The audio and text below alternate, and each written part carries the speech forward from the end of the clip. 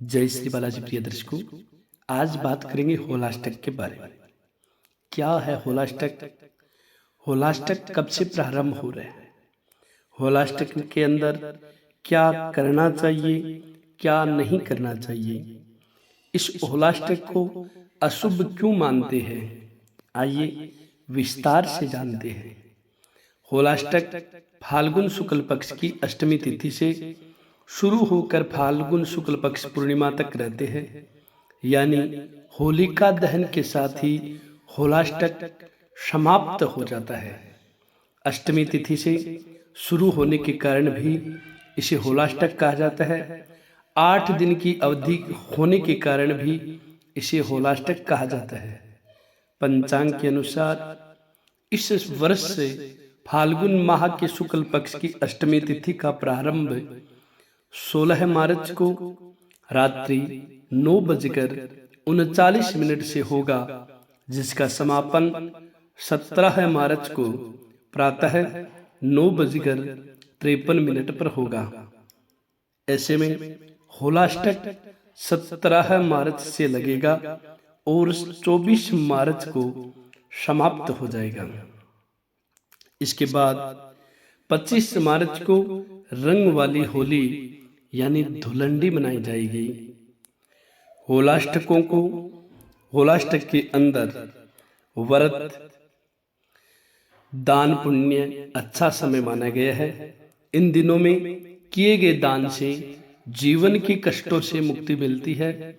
होलाष्टक के दौरान विवाह, गृह प्रवेश, मुंडन, नामकरण, विद्यारंभ आदि सभी मांगलिक कार्य या कोई नवीन कार्य प्रारंभ करना शास्त्रों के अनुसार उचित नहीं माना गया है। लेकिन इन दिनों को अशुभ मानने के पीछे धर्म ग्रंथों में 2 कथाएं बताई गई है।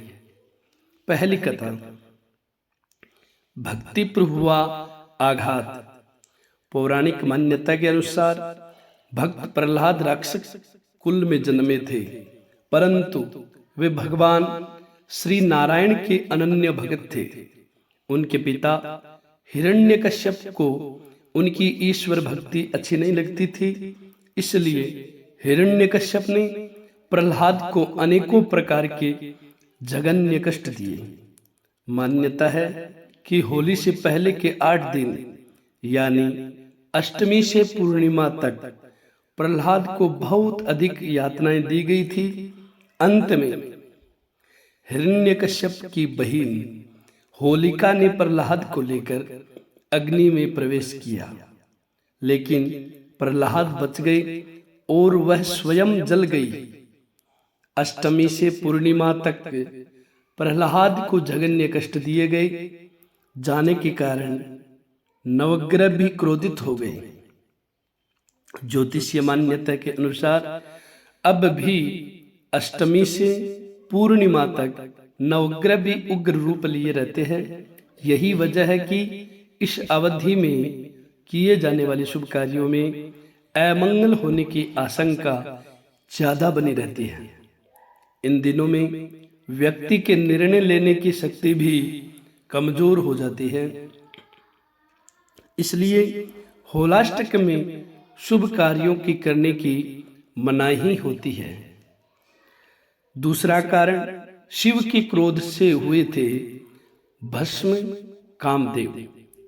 एक अन्य कथा के अनुसार हिमालय पुत्री मां पार्वती चाहती थी कि उनका विवाह भोलेनाथ से हो, लेकिन शिवजी अपनी तपस्या में लीन थे।